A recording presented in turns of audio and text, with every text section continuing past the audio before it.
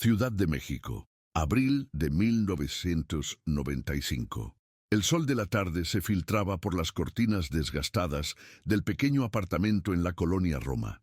Isabel Méndez guardaba cuidadosamente las últimas prendas en la maleta mientras observaba a sus hijos, Martín y Miguel, de 8 años, jugando en la habitación contigua.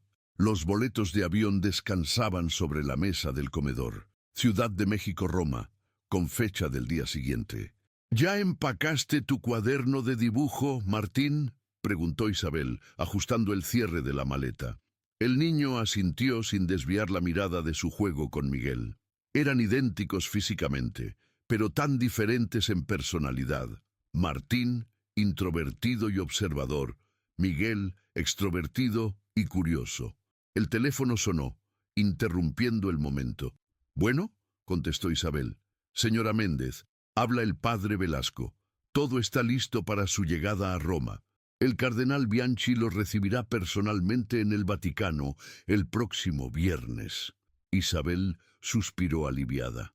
Esta oportunidad significaba todo para ella. Una posición como restauradora en los museos vaticanos, un sueño que había perseguido desde sus días en la universidad. Después de la muerte de su esposo Eduardo 2 años atrás, este trabajo representaba un nuevo comienzo para su pequeña familia. «Gracias, padre. Llegaremos el jueves por la tarde». Roma, 6 de mayo de 1995. La ciudad eterna los recibió con un clima perfecto. Después de instalarse en un modesto apartamento en Trastevere, Isabel y los gemelos se adaptaron rápidamente a su nueva vida. Las mañanas, Isabel trabajaba en el taller de restauración mientras los niños asistían a una escuela local. Por las tardes, exploraban juntos la ciudad, descubriendo sus secretos y maravillas. Aquel viernes de mayo, Isabel llevó a los gemelos al Vaticano. Mientras ella asistía a una reunión con el cardenal Bianchi para discutir la restauración de un fresco particularmente delicado, los niños esperarían en una antesala bajo la supervisión de la secretaria del cardenal. «Compórtense, ¿de acuerdo? Solo será 1 hora», les dijo Isabel, acomodando el cuello de la camisa de Miguel. «¿Podemos explorar un poco?», preguntó Miguel, sus ojos brillando con anticipación. «Absolutamente no. Quédense aquí hasta que yo regrese», respondió Isabel con firmeza. La reunión se extendió más de lo previsto. Cuando Isabel regresó a la antesala 2 horas después, la secretaria estaba sola, revisando documentos. «¿Dónde están mis hijos?», preguntó Isabel, sintiendo un escalofrío recorrer su espalda. La secretaria levantó la mirada, confundida. «Estaban aquí hace unos minutos. Quizás fueron al baño». Pero los gemelos no estaban en el baño, ni en los pasillos cercanos, ni en la plaza de San Pedro. A las 18:00 se emitió la primera alerta. A las 20:00, la policía italiana había establecido un perímetro de búsqueda. A medianoche, el caso de los gemelos Méndez se había convertido en una investigación internacional. Los niños habían desaparecido sin dejar rastro dentro de uno de los lugares más vigilados del mundo. La investigación se intensificó durante las semanas siguientes. Se revisaron todas las grabaciones de seguridad, se interrogó a cientos de personas, se rastrearon posibles rutas de escape. Nada. Era como si Martín y Miguel se hubieran desvanecido en el aire. El cardenal Bianchi ofreció personalmente su apoyo a Isabel, quien se consumía en un dolor indescriptible. «Utilizaremos todos nuestros recursos para encontrarlos», le aseguró. «No descansaremos hasta que los gemelos estén de vuelta contigo». Pero a medida que pasaban los meses, las pistas se agotaron, la prensa perdió interés, la investigación se enfrió. Isabel se negó a rendirse. Dejó su trabajo, vendió sus posesiones y se dedicó exclusivamente a buscar a sus hijos. Recorrió orfanatos, hospitales, incluso morgues. Distribuyó carteles con las fotografías de Martín y Miguel por toda Italia, luego por Europa. Nada resultó. 1 año después, sin fondos y con el espíritu quebrantado, Isabel regresó a México. La única conexión que mantuvo con Roma fue el padre Velasco, quien prometió informarle si surgía cualquier noticia. Las llamadas se volvieron menos frecuentes con el paso del tiempo. Las esperanzas se desvanecieron y eventualmente el caso de los gemelos Méndez se convirtió en uno más de los miles de expedientes sin resolver en los archivos de la policía italiana. Pero Isabel nunca olvidó. Cada noche, antes de dormir, miraba la última fotografía que había tomado de sus hijos frente a la Basílica de San Pedro, sonriendo con esa inocencia que solo los niños poseen, y cada noche le susurraba: «Los encontraré, se los prometo». Ciudad del Vaticano, enero de 2015. El padre Lorenzo Ricci ajustó sus gafas mientras descendía por la estrecha escalera que conducía a los archivos subterráneos. A sus 42 años, había sido recientemente nombrado secretario adjunto de Documentación Histórica, un cargo que pocos envidiaban debido a la tediosa labor que implicaba: la digitalización de miles de documentos antiguos almacenados en las catacumbas del Vaticano. «Buenos días, padre», saludó Sofia Belli, una joven archivista que trabajaba en el proyecto desde hacía 3 años. «Hemos comenzado con la sección G7, como solicitó». Lorenzo asintió, observando las estanterías que se extendían hasta donde alcanzaba la vista. El Papa había ordenado modernizar el sistema de archivo, una tarea monumental considerando que algunos documentos databan de siglos atrás. «El cardenal Ferrero quiere un informe de progreso para mañana», comentó Lorenzo, hojeando un antiguo registro. «¿Cómo vamos con los expedientes del IL 95? «Casi terminados», respondió Sofía, «aunque hay algunas inconsistencias en la catalogación». Lorenzo frunció el ceño. «¿Qué tipo de inconsistencias?». Sofía lo condujo hacia una mesa donde varios documentos estaban esparcidos. «Encontramos un archivo etiquetado como Casos Extraordinarios, 1995. No figura en ningún registro oficial». Lorenzo examinó la carpeta desgastada que Sofía le entregó. En su interior, varios expedientes contenían informes sobre eventos inusuales ocurridos dentro del Vaticano, avistamientos inexplicables, comportamientos extraños de visitantes, objetos perdidos que aparecían en lugares imposibles. «Probablemente sean notas personales de algún guardia supersticioso», murmuró Lorenzo, pasando las páginas con escepticismo. Fue entonces cuando lo vio: un sobre manila sellado con el emblema de la Secretaría de Estado. En el exterior, escrito a mano: «Caso Méndez, confidencial». Lorenzo abrió el sobre. En su interior encontró un informe policial, varias fotografías y una nota manuscrita firmada por el entonces secretario de Estado, Cardenal Bianchi, ahora fallecido. Las fotografías mostraban a 2 niños idénticos de unos 8 años, sonriendo frente a la Basílica de San Pedro. En otra imagen, los mismos niños aparecían en lo que parecía ser un pasillo del Vaticano, tomados de la mano de un hombre cuyo rostro había sido deliberadamente tachado con tinta negra. «¿Qué es esto?», preguntó Sofía, mirando por encima del hombro de Lorenzo. «No estoy seguro», respondió él, leyendo el informe policial. «Parece que estos niños desaparecieron dentro del Vaticano en 1995. La nota manuscrita del cardenal Bianchi era críptica: investigación suspendida por orden directa, traslado del caso a jurisdicción especial, no contactar a la familia sin autorización superior». Lorenzo sintió un escalofrío. Durante sus 20 años como sacerdote, había aprendido que el Vaticano, como cualquier institución humana, tenía sus secretos. Pero algo en este caso le provocaba una inquietud particular. «Sofía, ¿podrías buscar más información sobre este caso en los archivos de la policía italiana?» «Por supuesto, padre», respondió ella. «Pero, ¿no deberíamos informar primero al cardenal Ferrero?» Lorenzo dudó. El protocolo indicaba que cualquier documento sensible debía ser reportado inmediatamente a sus superiores. Sin embargo, algo le decía que debía investigar más antes de hacerlo. «Lo haremos», dijo finalmente. «Pero primero quiero entender mejor de qué se trata esto».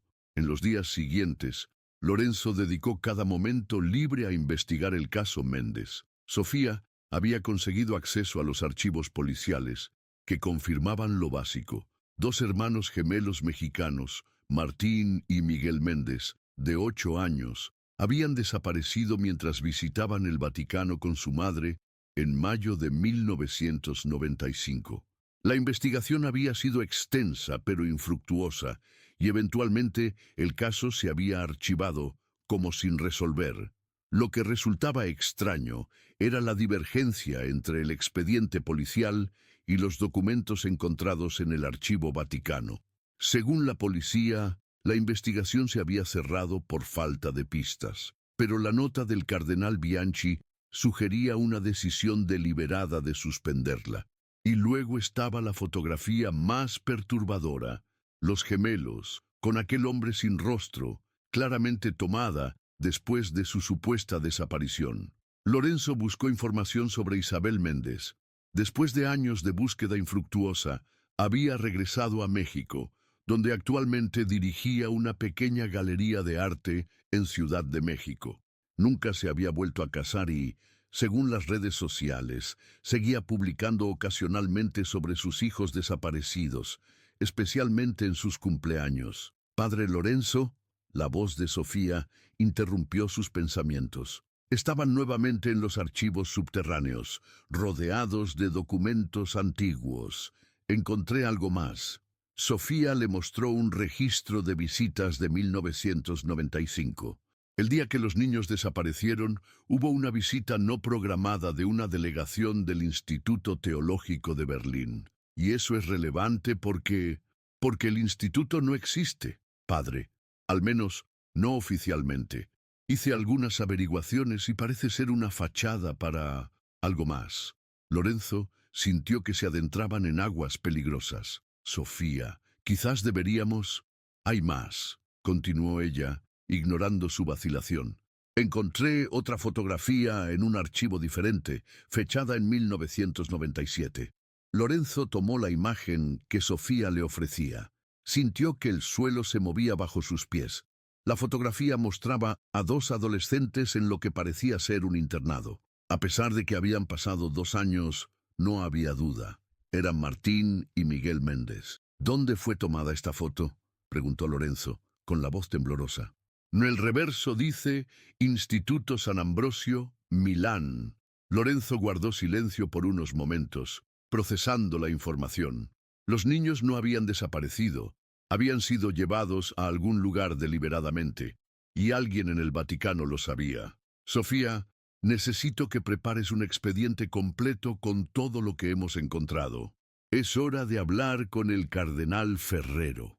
Mientras Sofía organizaba los documentos, Lorenzo se acercó a una de las antiguas ventanas del archivo. La plaza de San Pedro se extendía majestuosa frente a él, iluminada por el sol del atardecer. Miles de peregrinos la recorrían diariamente, confiando en la santidad del lugar.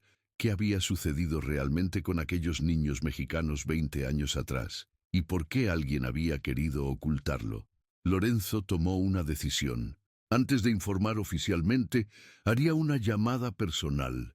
Isabel Méndez merecía saber que, después de 2 décadas, finalmente había una pista sobre el paradero de sus hijos.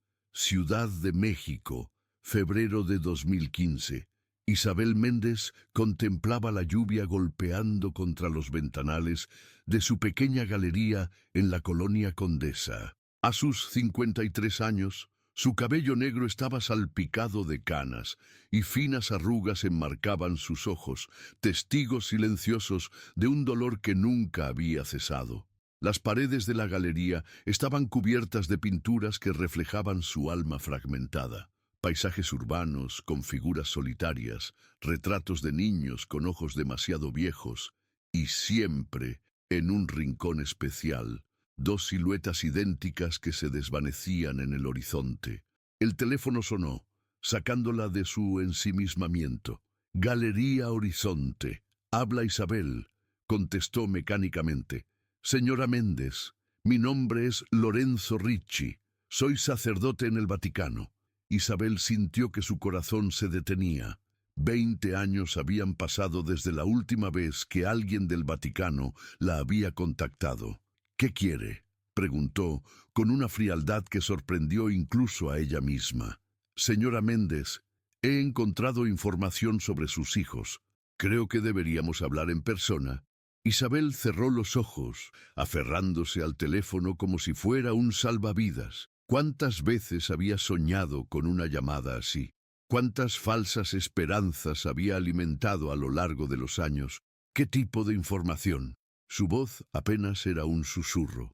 Evidencia de que Martín y Miguel estuvieron vivos al menos hasta 1997, y posiblemente después. El silencio que siguió fue denso, cargado de emociones contradictorias. «Estaré en Roma en 3 días», dijo finalmente Isabel. «Ciudad del Vaticano, 17 de febrero de 2015. Lorenzo esperaba nervioso en una pequeña cafetería cerca de la Plaza de San Pedro. Después de su descubrimiento, había decidido proceder con cautela. En lugar de informar directamente al cardenal Ferrero, había consultado con su antiguo mentor, el padre Domenico Salvini, un respetado teólogo con décadas de servicio en el Vaticano. La reacción de Salvini había sido inquietante. «Ten cuidado, Lorenzo. Algunos secretos están enterrados por una razón». Cuando le mostró las fotografías y los documentos, Salvini palideció. «El Instituto Teológico de Berlín», murmuró. Hace años que no escuchaba ese nombre. «¿Qué es exactamente?», preguntó Lorenzo. Salvini dudó antes de responder. Oficialmente, nunca existió. Extraoficialmente, era un grupo de estudio fundado después de la Segunda Guerra Mundial. Investigaban fenómenos inusuales. ¿Qué tipo de fenómenos? Casos de personas con habilidades especiales. Niños, principalmente. Lorenzo lo miró perplejo. ¿Habilidades especiales? ¿Como poderes? No, Salvini negó con la cabeza. Nada sobrenatural, habilidades cognitivas excepcionales, conexiones neurológicas atípicas, ese tipo de cosas. El Vaticano siempre ha estado interesado en los límites de la mente humana, especialmente cuando se relaciona con experiencias espirituales. Lorenzo pensó en los gemelos Méndez. ¿Y crees que estos niños, los gemelos idénticos, siempre han fascinado a los investigadores?, explicó Salvini. La conexión que comparten, su capacidad para comunicarse de maneras que otros no pueden. Algunos estudios sugieren que es simplemente el resultado de compartir genética y entorno, pero otros creen que hay algo más profundo. «Pero, padre», objetó Lorenzo, «incluso si eso fuera cierto, ¿cómo justificaría separar a 2 niños de su madre?». Salvini no respondió. En su lugar, tomó un trozo de papel y escribió un nombre. «Busca a esta persona. Ella estaba involucrada con el instituto en los años 90. Quizás pueda darte respuestas». Lorenzo guardó el papel en su bolsillo. «La madre de los gemelos viene a Roma. Le he prometido la verdad». «Ten cuidado con lo que prometes, Lorenzo», advirtió Salvini. «La verdad no siempre libera. A veces destruye».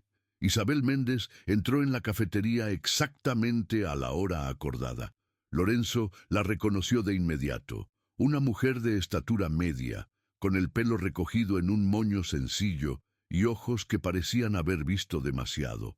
«Padre Ricci», dijo ella, extendiendo su mano. «Señora Méndez, gracias por venir», respondió Lorenzo, indicándole que tomara asiento. «Lamento haberla hecho viajar tan lejos».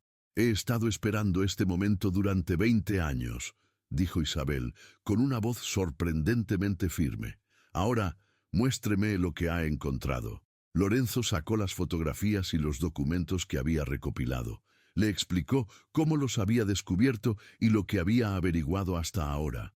Isabel escuchó en silencio, sus ojos fijos en las imágenes de sus hijos. «¿Quién es este hombre?», preguntó, señalando la figura con el rostro tachado que acompañaba a los gemelos. «No lo sé con certeza», admitió Lorenzo, «pero creo que podría estar relacionado con un grupo llamado Instituto Teológico de Berlín». Isabel frunció el ceño. «Nunca he oído hablar de ellos. Casi nadie lo ha hecho». Parece que operaban en las sombras, con algún tipo de conexión con el Vaticano. Estaban interesados en personas con habilidades cognitivas especiales. Isabel lo miró fijamente. Mis hijos eran niños normales, padre. Lorenzo dudó antes de continuar. Nunca notó nada inusual en ellos. ¿Alguna habilidad o comportamiento que pudiera considerarse extraordinario? Isabel desvió la mirada hacia la ventana, observando a los turistas que cruzaban la plaza. Después de un largo silencio, habló. Tenían una forma de comunicarse, sin palabras. A veces uno comenzaba una frase y el otro la terminaba. Sabían lo que el otro pensaba, sentía o necesitaba sin decírselo. ¿Alguna vez los evaluaron médicamente por esto? Su pediatra dijo que era normal en gemelos idénticos. Eduardo, mi esposo, estaba fascinado. Él era profesor de neurología en la UNAM. Decía que Martín y Miguel tenían una forma de conexión neuronal que la ciencia apenas comenzaba a entender. Lorenzo sintió un escalofrío. ¿Su esposo alguna vez publicó algo sobre esto? Estaba trabajando en un artículo cuando murió, respondió Isabel. Un accidente automovilístico 2 años antes de venir a Roma. ¿Y después del accidente? Recibí una carta del Vaticano.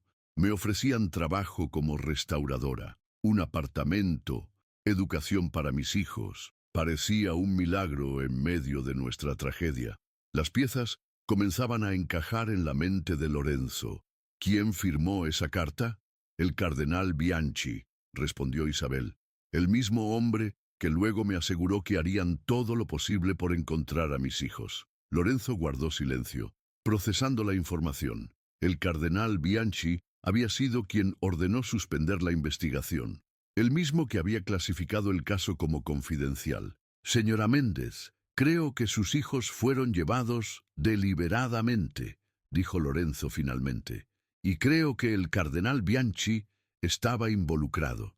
Isabel cerró los ojos, como si las palabras de Lorenzo fueran un golpe físico. ¿Por qué?, susurró. ¿Por qué alguien haría algo así? Eso es lo que intento averiguar, respondió Lorenzo. Tengo una pista más. Una mujer que trabajaba con el instituto en los 90. Vive en Milán ahora. Isabel abrió los ojos, una nueva determinación brillando en ellos. ¿Cuándo partimos? Señora Méndez, esto podría ser peligroso. Quienquiera que estuviera detrás de la desaparición de sus hijos tenía suficiente poder para encubrirlo durante 2 décadas. Han pasado 20 años, padre Ricci, respondió Isabel, con una voz que no admitía réplica. He perdido mi juventud, mi carrera, mi fe. Lo único que me queda es la esperanza de encontrar a mis hijos. Así que le pregunto de nuevo, ¿cuándo partimos? Lorenzo la miró con admiración. Esta mujer había soportado un dolor inimaginable y aún así se mantenía en pie, dispuesta a enfrentar lo que fuera necesario por la verdad. Mañana, respondió. Iremos a Milán mañana. Mientras salían de la cafetería, Lorenzo notó a un hombre de traje oscuro observándolos desde el otro lado de la plaza. Cuando sus miradas se cruzaron, el hombre dio media vuelta y desapareció entre la multitud. Lorenzo sintió un peso en el estómago. Habían comenzado a remover el pasado y el pasado estaba respondiendo. Milán, 19 de febrero de 2015. La profesora Alessandra Donati vivía en un elegante apartamento cerca del Duomo de Milán. A sus 70 años, seguía manteniendo el porte distinguido y la mirada penetrante que la habían caracterizado durante su larga carrera como neuropsiquiatra. Padre Ricci, saludó con frialdad cuando Lorenzo e Isabel se presentaron en su puerta. Han pasado muchos años desde la última vez que recibí la visita de alguien del Vaticano. No estoy aquí oficialmente, aclaró Lorenzo. Esta es Isabel Méndez, la madre de Martín y Miguel. Alessandra palideció visiblemente al escuchar los nombres. Miró a Isabel como si viera un fantasma. «Pasen», dijo finalmente, apartándose de la puerta.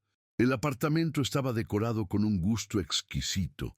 Muebles antiguos, libros por todas partes y, en las paredes, complejos diagramas del cerebro humano, junto a fotografías de Alessandra con científicos reconocidos. Supongo que han encontrado algo en los archivos, dijo Alessandra sirviéndoles té. No era una pregunta. Fotografías, respondió Lorenzo. Documentos que sugieren que los gemelos no desaparecieron accidentalmente. Alessandra suspiró profundamente. Han pasado 20 años. Pensé que este secreto moriría conmigo. ¿Dónde están mis hijos?, interrumpió Isabel, incapaz de contenerse más. Alessandra la miró directamente. Primero deben entender que era realmente el Instituto Teológico de Berlín. Se levantó y extrajo una caja de un armario cerrado con llave. De ella sacó varios documentos y fotografías antiguas. El instituto se fundó en 1948, después de la guerra. Oficialmente, era un centro de estudios teológicos. En realidad, fue creado para investigar casos de personas con capacidades cognitivas excepcionales. ¿Por qué el Vaticano estaría interesado en eso?, preguntó Lorenzo. La Iglesia siempre ha estado interesada en los límites entre lo científico y lo espiritual, explicó Alessandra. Durante siglos, muchas experiencias religiosas intensas fueron atribuidas a intervención divina. El instituto buscaba entender si algunas de esas experiencias podrían tener una base neurológica. ¿Y qué tiene eso que ver con mis hijos?, preguntó Isabel. Alessandra colocó sobre la mesa una fotografía amarillenta. Mostraba a un hombre joven sosteniendo un libro. ¿Reconoce a este hombre, señora Méndez? Isabel tomó la fotografía con manos temblorosas. Eduardo, susurró. Mi esposo. Eduardo Méndez fue uno de nuestros colaboradores más brillantes, explicó Alessandra. Su trabajo sobre la comunicación no verbal entre gemelos idénticos era revolucionario. Estaba desarrollando una teoría sobre conexiones neurológicas especiales que permitían a algunos gemelos compartir percepciones y emociones de maneras que desafiaban nuestra comprensión actual. Isabel la miró atónita.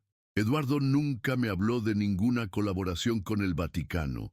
Estaba obligado por un acuerdo de confidencialidad, respondió Alessandra, pero su investigación era puramente teórica hasta que nacieron sus hijos. Lorenzo comenzó a entender.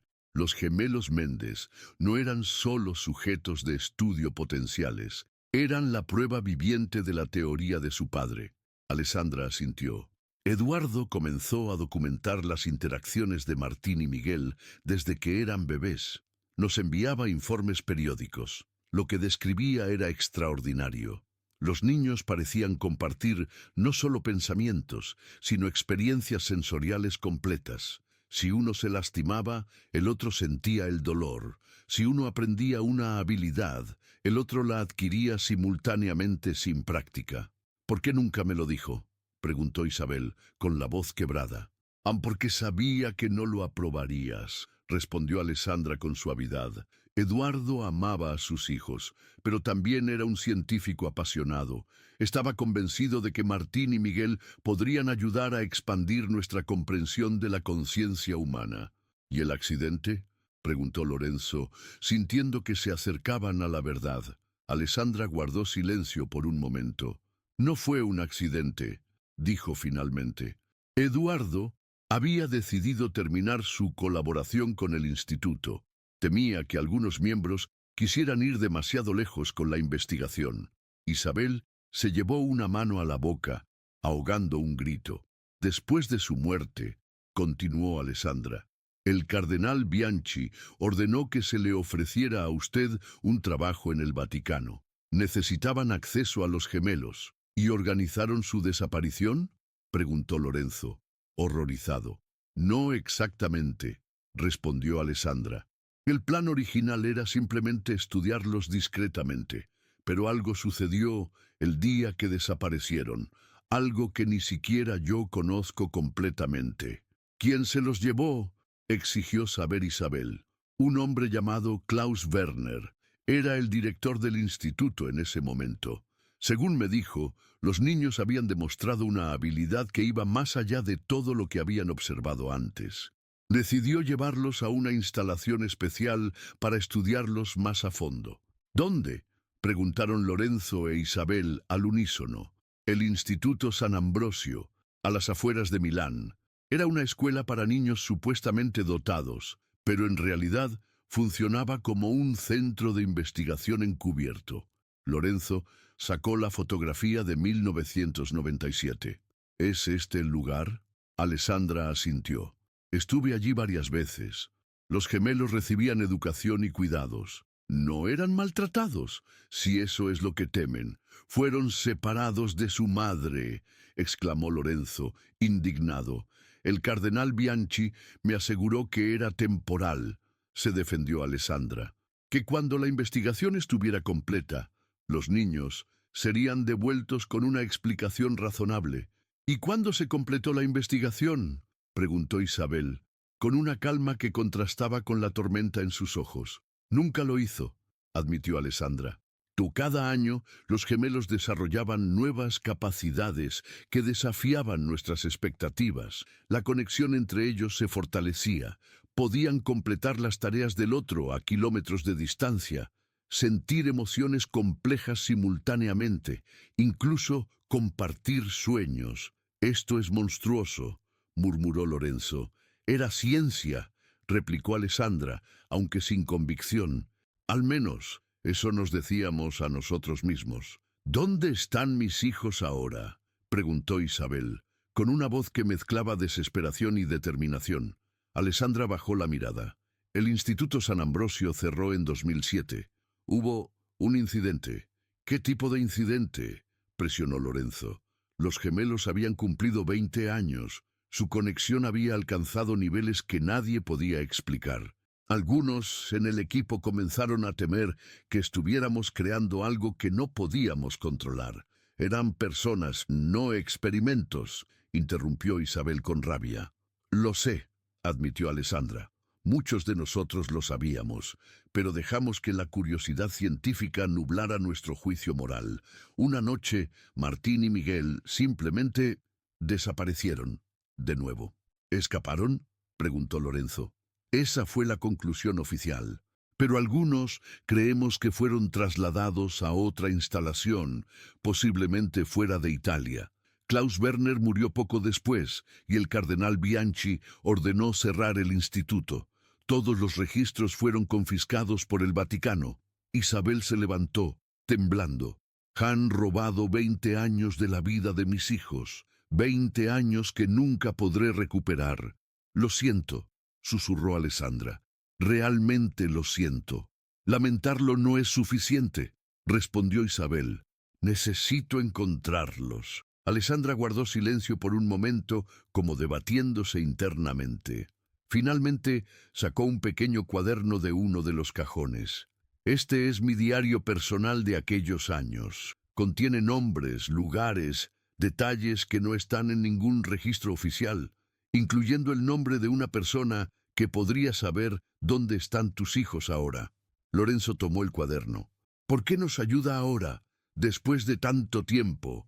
Porque llevo 2 décadas despertándome cada noche con las caras de esos niños en mi mente, respondió Alessandra. Porque permitir una injusticia es cometer una injusticia, y porque ya no temo a lo que puedan hacerme.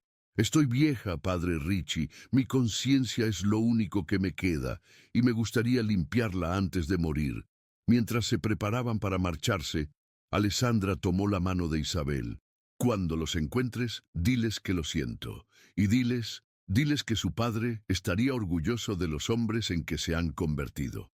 Isabel retiró su mano. Si los encuentro, serán ellos quienes decidan si aceptan tus disculpas. De vuelta en su hotel, Lorenzo e Isabel revisaron el diario de Alessandra.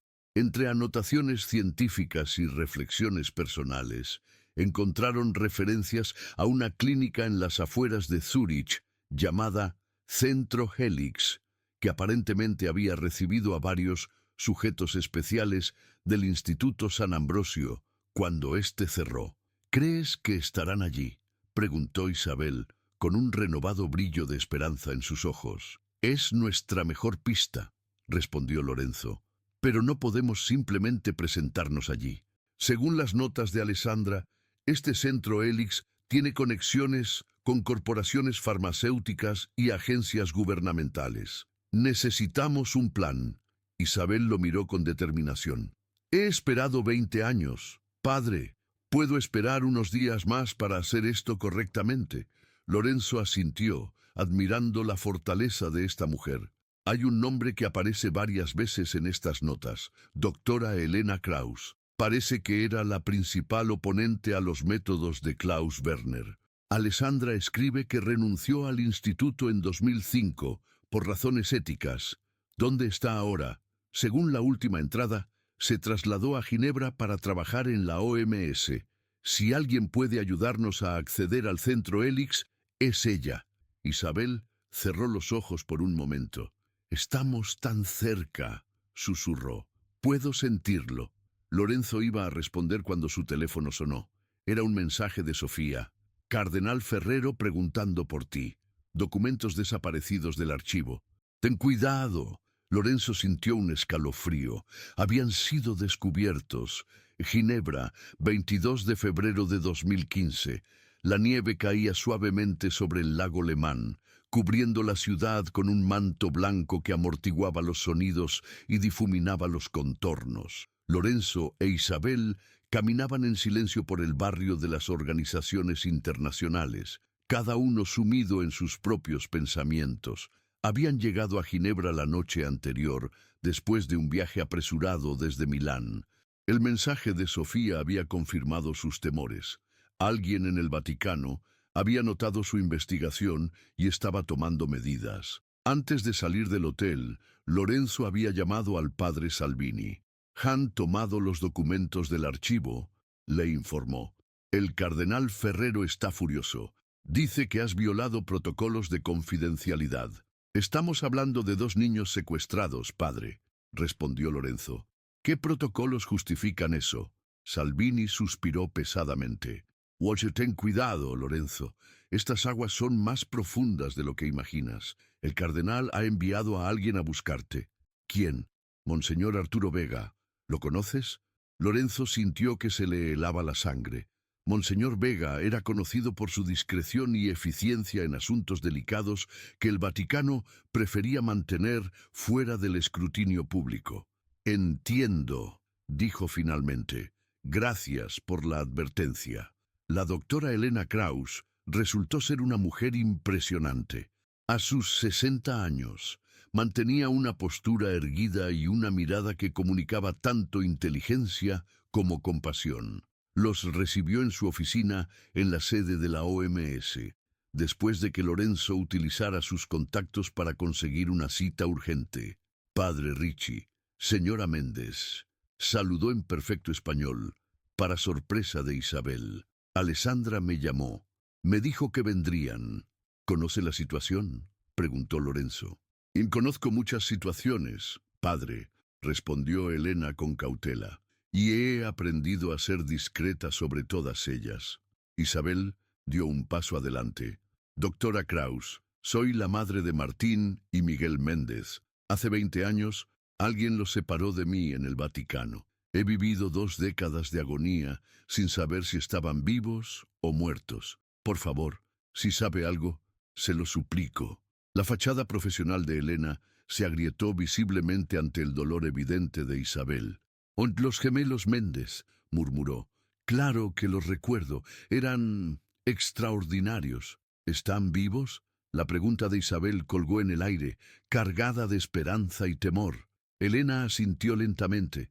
Sí, están vivos. Isabel se tambaleó y Lorenzo tuvo que sostenerla. 20 años de incertidumbre cristalizados en 3 palabras. Están vivos. ¿Dónde?, logró preguntar finalmente. No en el centro Helix, respondió Elena. Estuvieron allí hasta 2010. Después, tomaron sus propias decisiones. ¿Qué quiere decir? Elena les indicó que se sentaran. Cuando el Instituto San Ambrosio cerró, varios de los sujetos de estudio fueron transferidos al centro Helix en Suiza. Era una instalación más humana, menos experimental. Yo me uní como supervisora ética para asegurarme de que no se repitieran los errores del pasado.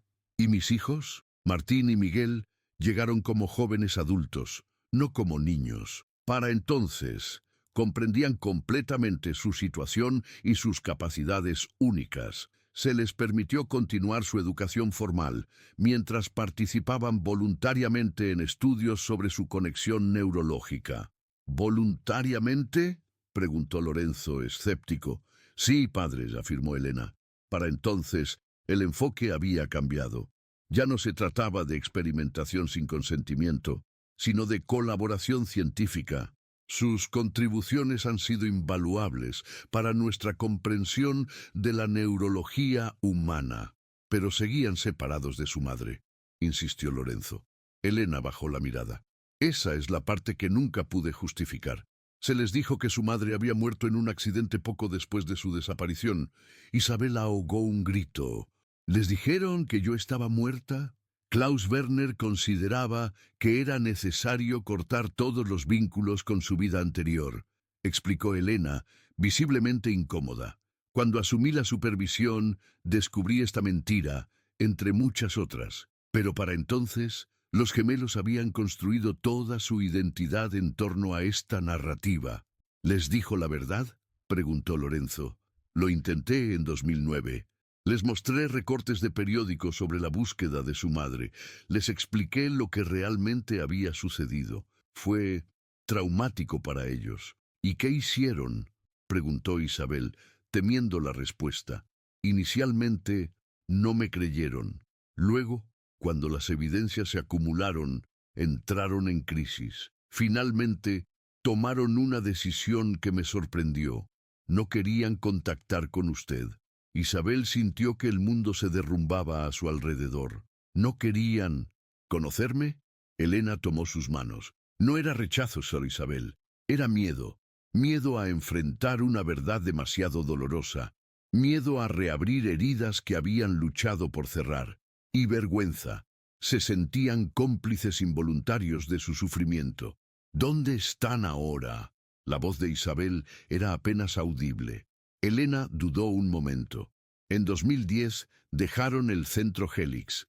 Decidieron vivir una vida normal, lejos de laboratorios y estudios. Les ayudé a establecerse, a crear nuevas identidades. ¿Nuevas identidades?, preguntó Lorenzo. Era necesario para protegerlos. Hay personas que aún consideran sus capacidades como un activo demasiado valioso para dejarlo ir. Doctora Kraus, intervino Lorenzo. Entiendo la necesidad de protección, pero esta mujer ha sufrido durante 20 años. Sus hijos están vivos y tienen derecho a decidir si quieren reunirse con ella, conociendo todos los hechos. Elena los observó en silencio, evaluando la situación. Finalmente, asintió. Martín y Miguel viven ahora como Marco y Mateo Rossi. Tienen un pequeño restaurante en Lugano, a 2 horas de aquí. Isabel cerró los ojos, absorbiendo la información. Sus hijos vivos, tan cerca. Hay algo más que deben saber, añadió Elena. Su conexión sigue siendo extraordinaria. Han aprendido a controlarla, a utilizarla en su vida diaria. Es sutil, casi imperceptible para quienes no saben qué buscar, pero está allí. ¿Qué tipo de conexión?, preguntó Lorenzo, fascinado a pesar de las circunstancias. Pueden comunicarse sin palabras, sentir las emociones del otro, incluso compartir conocimientos y habilidades instantáneamente. En el centro, documentamos casos en los que uno aprendía un idioma y el otro lo hablaba fluentemente al día siguiente, sin haber tenido contacto con él. Mis niños, susurró Isabel, con una mezcla de asombro y tristeza, crecieron sin mí, pero nunca la olvidaron, dijo Elena suavemente. Incluso cuando creían que usted había muerto, mantenían pequeños rituales en su memoria. Martín, Marco ahora, tiene un altar con velas el Día de los Muertos. Mateo guarda una fotografía suya, la única que pudieron conservar. Isabel se secó una lágrima. Necesito verlos. Elena asintió. Los llamaré primero. Merecen estar preparados. Lugano, Suiza, 24 de febrero de 2015. El restaurante Dos Hermanos era un establecimiento pequeño pero acogedor, especializado en una fusión de cocina italiana y mexicana que resultaba sorprendentemente armoniosa. Desde la ventana del coche, Isabel podía ver el interior iluminado por luces cálidas, con unas pocas mesas ocupadas por comensales que disfrutaban de su cena. ¿Está lista?, preguntó Lorenzo, apretando suavemente su mano. Isabel asintió, incapaz de hablar. Las últimas 48 horas habían sido una montaña rusa emocional. Elena había contactado con los gemelos, explicándoles la situación. Después de un largo silencio, habían aceptado el encuentro. «Recuerde», dijo Elena desde el asiento trasero, «han pasado 20 años. Son hombres adultos ahora, con sus propias vidas, sus propias decisiones». «Lo sé», respondió Isabel. «No espero que vuelvan conmigo a México, ni que me llamen mamá inmediatamente. Solo quiero verlos, saber que están bien, decirles que nunca dejé de buscarlos». Los tres salieron del coche y caminaron hacia el restaurante. A través del cristal, Isabel pudo distinguir a dos hombres idénticos trabajando tras la barra, altos, de complexión atlética, con el pelo negro y rasgos que combinaban lo mejor de ella y de Eduardo. Sus hijos, cuando entraron, los gemelos levantaron la mirada simultáneamente, como si hubieran sentido su presencia. El tiempo pareció detenerse mientras madre e hijos se contemplaban por primera vez en 2 décadas. Isabel dio un paso adelante, temblando. No sabía qué decir, qué hacer, cómo resumir 20 años de dolor, de búsqueda, de esperanza moribunda pero nunca extinguida. Fue uno de ellos quien rompió el silencio. «Mamá», dijo simplemente, en español. Y entonces, como si una presa invisible se hubiera roto, los tres se encontraron en el centro del restaurante, fundidos en un abrazo que intentaba recuperar 20 años de separación en un solo momento. Los clientes observaban confundidos la escena, pero ninguno de los tres prestaba atención a nada más que a ese reencuentro imposible. «Los busqué», sollozaba Isabel. «Nunca dejé de buscarlos. Lo sabemos», respondió el otro gemelo. «De alguna manera, siempre lo supimos». Horas más tarde, cuando el restaurante había cerrado y los cuatro se sentaban alrededor de una mesa, Lorenzo había decidido esperar fuera para darles privacidad, pero los gemelos insistieron en que se uniera a ellos. La historia completa emergió. Marco y Mateo, como se llamaban ahora, habían pasado su adolescencia en el Instituto San Ambrosio.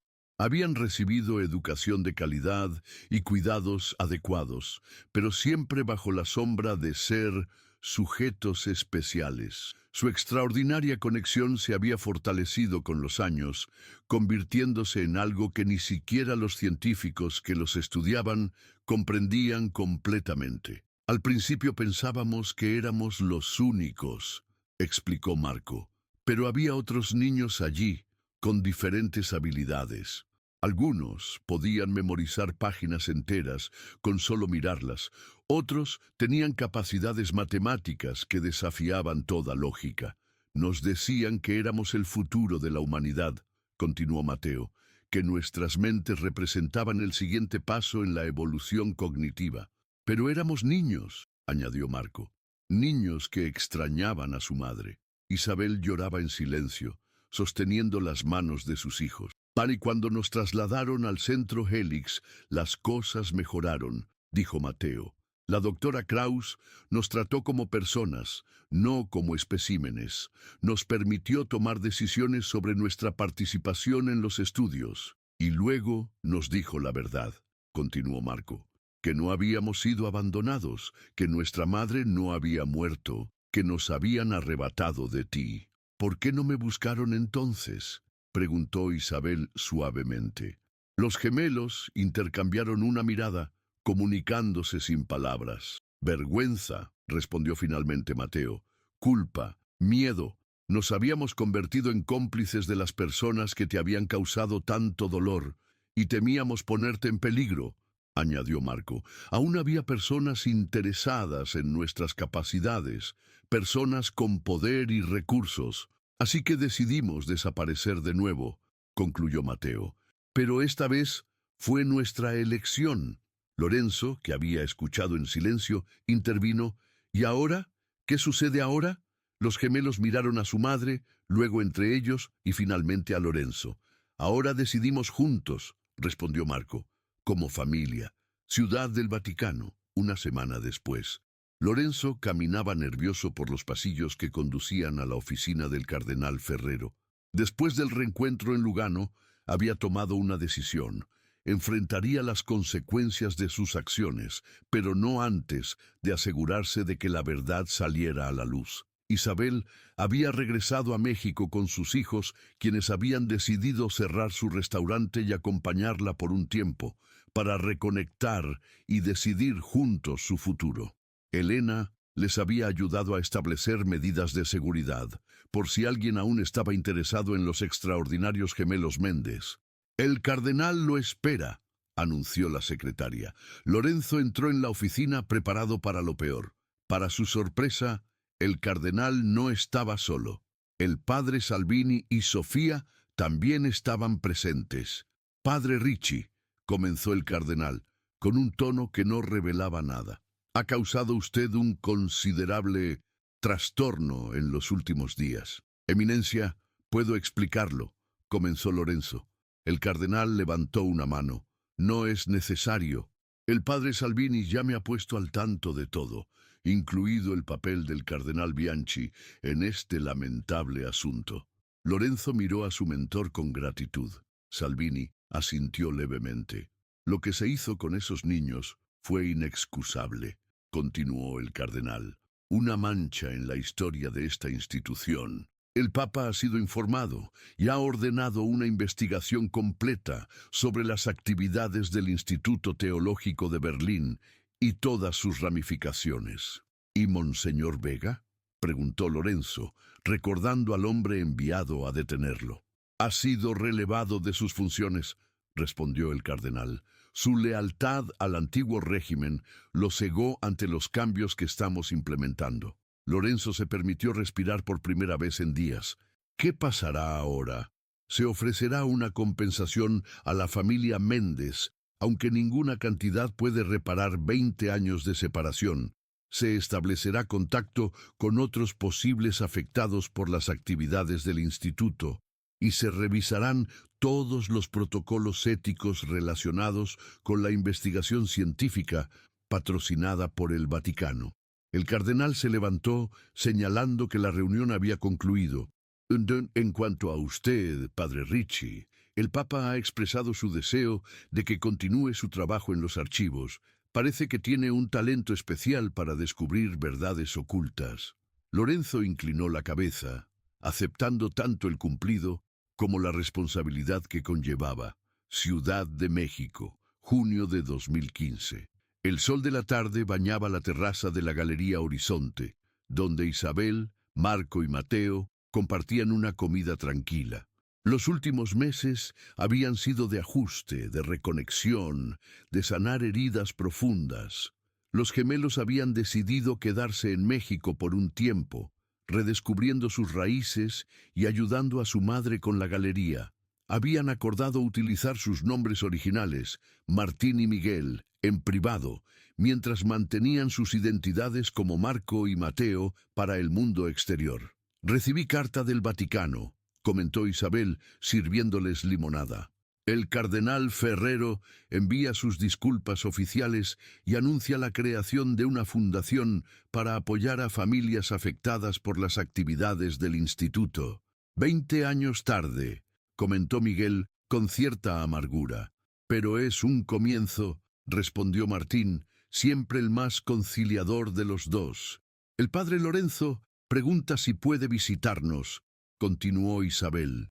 «Está organizando un archivo con testimonios de personas como ustedes. Quiere asegurarse de que esta historia no se olvide ni se repita». Los gemelos intercambiaron una mirada, comunicándose en ese lenguaje silencioso que solo ellos entendían. «Dile que es bienvenido», respondió Miguel finalmente. «Nuestra historia merece ser contada». Isabel observó a sus hijos, ahora hombres adultos, y sintió una mezcla de dolor por los años perdidos y gratitud por este segundo comienzo. No podían recuperar el pasado, pero podían construir un futuro juntos. «¿En qué piensas, mamá?», preguntó Martín, percibiendo su melancolía. Isabel sonrió, maravillándose aún de cómo sus hijos podían leer sus emociones con tanta facilidad. Pienso en tu padre, en lo orgulloso que estaría de los hombres en que se han convertido. Nos hablas tan poco de él, comentó Miguel. Es difícil, admitió Isabel. Su pérdida, luego la de ustedes, fue demasiado. Tenemos tiempo ahora, dijo Martín suavemente. Todo el tiempo del mundo para recuperar las historias perdidas. Isabel asintió, secándose una lágrima. Les he contado cómo nos conocimos. Fue en una exposición de arte neurológico, un concepto experimental que combinaba neurociencia y expresión artística. Él era el único científico que realmente entendía lo que intentaba comunicar con mis pinturas. Mientras Isabel hablaba, los gemelos escuchaban atentamente, absorbiendo cada palabra, cada detalle de la historia familiar que les había sido arrebatada. A través de sus relatos, Eduardo Méndez volvía a la vida, y los fragmentos dispersos de su identidad comenzaban a unirse nuevamente. En la mesa contigua, un hombre de traje oscuro observaba discretamente la escena familiar. Llevaba días siguiendo a los gemelos, estudiando sus interacciones, confirmando los rumores sobre sus extraordinarias capacidades. Su teléfono vibró con un mensaje. ¿Confirmado? El hombre tecleó su respuesta. Confirmado. Proceder según lo planeado. La historia de los gemelos Méndez no había terminado. De hecho, apenas comenzaba.